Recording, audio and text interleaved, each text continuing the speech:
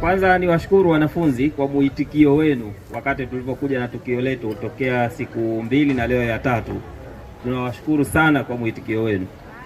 Katika siku hizi 3 tumekuja hapa tukisherehekea pamoja mwaka mmoja tokea tulipozindua chapa yetu mpya hii ya Yas. Tumeizindua chapa hii mwaka jana, kwa hiyo mwaka huu tumetimiza mwaka mmoja. Na katika mwaka huu mmoja tumeona nyinyi ni ndugu zetu, ni wateja wetu. Kwa mara hii tumechagua chuo hichi kama chuo ambacho zawadi zetu tutazipeleka.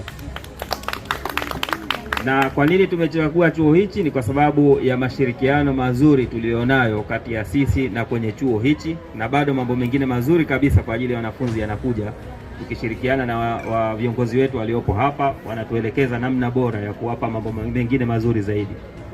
Kwa hiyo kwenye hili kwa mwaka huu tumetoa zawadi mbalimbali ndogo ndogo, lakini kuna zawadi 3 kubwa, ambazo zawadi hizi kwa kila mtu mmoja katika washindi wa 3 atakuwa amejishindia friji. Atakuwa mmeliona hapo, ni tunaita room makeup. Hii room makeup maana yake ni kwamba tunakitengeneza chumba chake.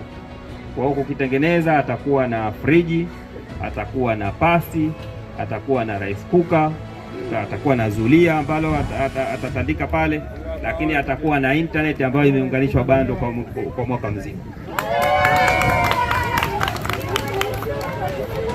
Kwa hiyo hawa ndio washindi wetu wa 3, na mnaviona vitu vyote hapa nimevitaja, vipo hapa. Mtaviona hili hapa ni zulia, hii hapa ni pasi, hii hapa ni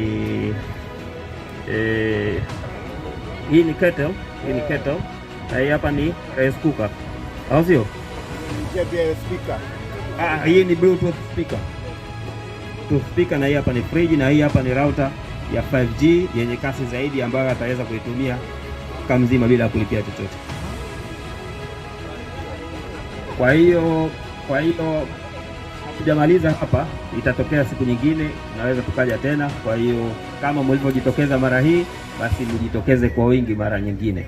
Kwa hiyo tunaomba dakika moja tuwape wenzetu kwanza, walimu wetu, kwa ajili ya kutoa neno, alafu baadaye tutawapa miongoni mwao wanafunzi hapa wazungumze chochote kabla ya kuwakabidhi zawadi zao.